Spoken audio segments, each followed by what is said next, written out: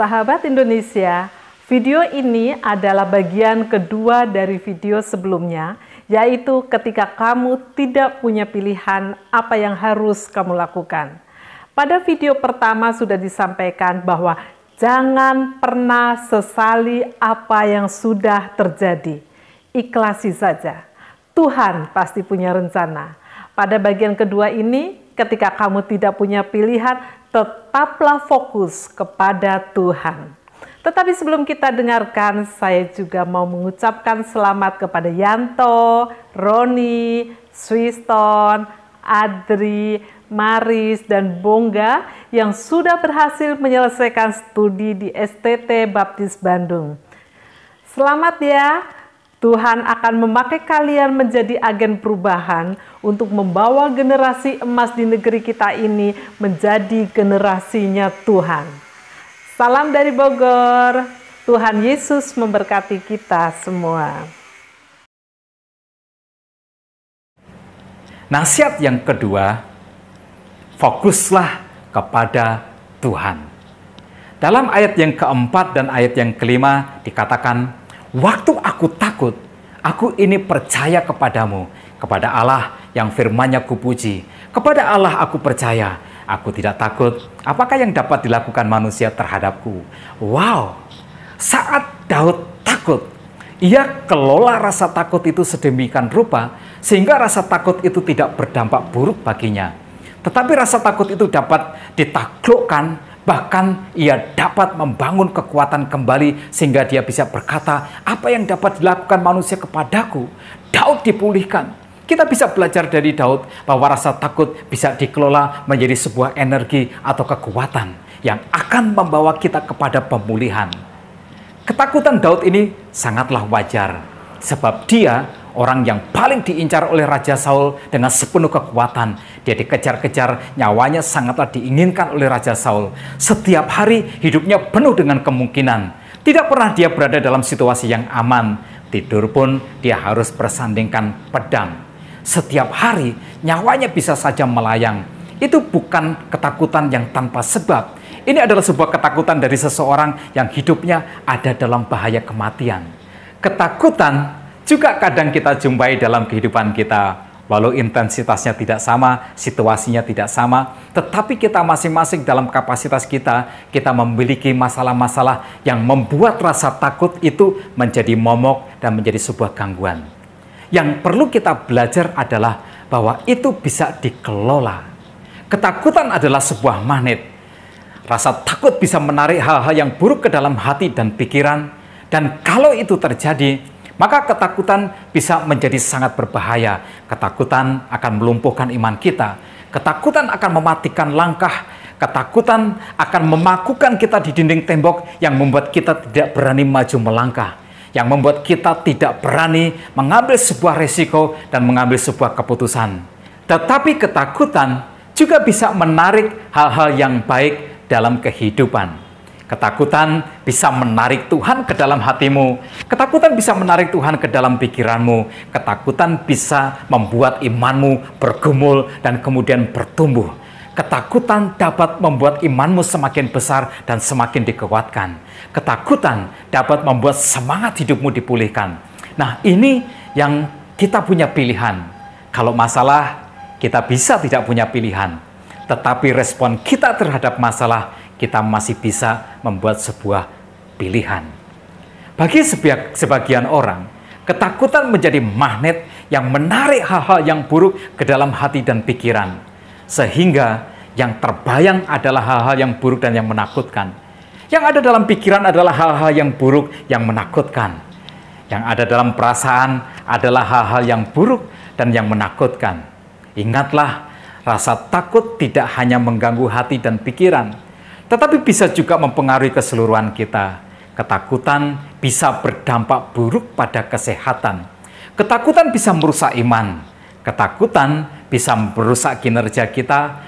Ketakutan bisa menurunkan produktivitas kita. Ketakutan bisa mempengaruhi sikap dan perilaku kita. Bahkan ketakutan bisa mempengaruhi keputusan dan tindakan kita. Kualitas kita bisa merosot tajam, prestasi kita bisa anjlok. Tetapi jika rasa takut itu dikelola dengan baik, maka ia menjadi magnet yang menarik Tuhan dalam hati dan pikiran. Itu yang dilakukan Daud. Saat rasa takut itu tiba, ia berpaling kepada Tuhan. Ia memikirkan Tuhan. Ia mencari Tuhan. Ia berseru kepada Tuhan. Ia meminta belas kasihan Tuhan. Ia mempercayai Tuhan dengan sepenuh hati. Ia berpegang kepada semua yang ia tahu tentang Tuhan. Ia percaya itu dengan sepenuh hatinya. Dan lalu apa yang terjadi? Imannya dipulihkan. Ayat 5 berkata, apakah yang dapat dilakukan manusia terhadap aku? Jadi, kita tahu sekarang mengapa Tuhan mengizinkan masalah datang dalam kehidupan. Mengapa Tuhan izinkan bahaya datang mengancam kehidupan? Mengapa kita diizinkan mengalami semua rasa takut yang membuat kita tidak nyaman? Ini alasannya, karena Dia ingin kita belajar mengelola rasa takut itu menjadi sebuah kekuatan. Dia ingin rasa takut itu menjadi magnet yang menarik Tuhan ke dalam hati dan pikiran kita. Karena Tuhanlah sesungguhnya sumber kekuatan dan sumber pertolongan. Jadi ketika kita tidak lagi punya pilihan, engkau masih bisa membuat pilihan. Fokuslah kepada Tuhan. Jadikan masalahmu sebagai latihan untuk membesarkan imanmu. Jadikan rasa takutmu sebagai latihan untuk melatih responmu. Saat Daud berseru kepada Tuhan, saat rasa takut itu menjadi magnet yang menarik Tuhan dalam hati dan pikiran, sesuatu terjadi. Ayat 14 berkata, sebab engkau telah meluputkan aku daripada maut, bahkan menjaga kakiku sehingga tidak tersandung. Maka aku akan boleh berjalan di hadapan Allah dalam cahaya kehidupan. Bahasanya indah. Saat engkau fokus kepada Tuhan, engkau akan melihat pertolongan Tuhan. Engkau yakin bahwa engkau tetap aman. Tuhan akan memberimu perlindungan. Engkau akan melewati masa-masa yang sulit itu sebagai seorang pemenang. Tetapi bagi saya sebenarnya bukan itu yang paling penting. Yang paling penting adalah bahwa saat engkau tidak lagi punya pilihan, tetapi fokusmu tetap kepada Tuhan, engkau dapat belajar bahwa seindah-indahnya keadaan adalah keadaan saat engkau bersandar dan percaya kepada Tuhan. Keadaan aman tidak selalu indah. Keadaan kaya tidak selalu indah. Tapi seindah-indahnya keadaan adalah saat ketika engkau melekatkan dirimu kepada Tuhan. Itulah keadaan yang paling indah. Kemenangan jelas penting. Kesuksesan itu juga penting. Tetapi yang terpenting di dalam hidup ini adalah bahwa engkau melekat indah di dalam hadirat Tuhan. Ingat apa yang dikatakan Daud, sekalipun aku berjalan dalam lembah kekelaman, aku tidak takut bahaya, sebab gadamu dan tongkatmu, itulah yang menghibur aku. Jangan bahagiamu menunggu sampai keadaanmu baik. Jangan menunda bahagiamu sampai semua yang kau inginkan baru tercapai. Saat engkau tidak punya pilihan, tetapi engkau tetap melekat kepada Tuhan, itulah keadaan yang terindah. Engkau berarti lulus dalam proses Tuhan. Sedangkan pertolongan Tuhan atau mujizat Tuhan itu sebenarnya hanyalah bonus belaka. Engkau akan mengalami bahwa Tuhan itu ada.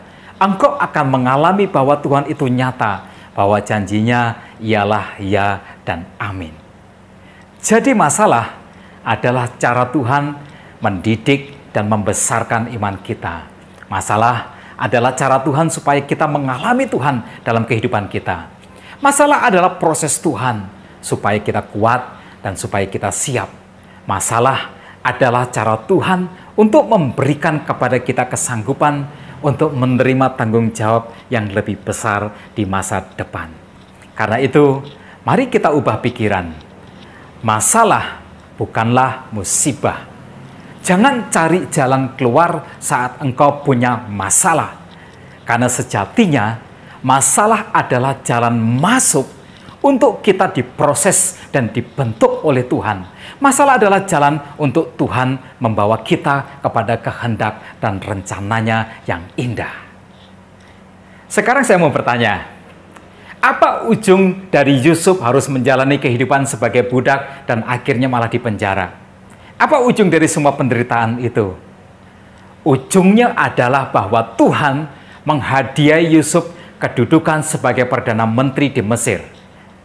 Pertanyaan yang kedua, pertanyaan yang juga sama. Apa ujung dari semua keadaan buruk yang harus dialami oleh Daud ini? Dia akhirnya dinobatkan menjadi raja yang besar di kelak kemudian hari. Nah, pertanyaan yang ketiga, pertanyaan yang terakhir. Apa ujung dari keadaan yang kamu tidak bisa pilih sekarang ini, yang kamu namakan sebagai masalah, kesulitan, atau persoalan? Apakah ujung dari semua yang Tuhan izinkan apa yang kau alami kini? Saya percaya jawabannya juga sama. Engkau akan menemukan rencana Tuhan yang indah selepas semua proses ini. Amin. Jadi jangan sesali keadaan. Sekalipun masalah seakan membuatmu tidak punya pilihan, tetaplah fokus kepada Tuhan. Tuhan hanya sedang membentukmu untuk sebuah kebaikan di masa depan. Amin. Berterima kasihlah kepada Tuhan untuk masalah yang Ia izinkan. Tuhan sedang mempersiapkanmu untuk sesuatu yang indah di masa depan. Tuhan memberkatimu. Aku ada untuk jadi penyembahmu, bersekutu menjadi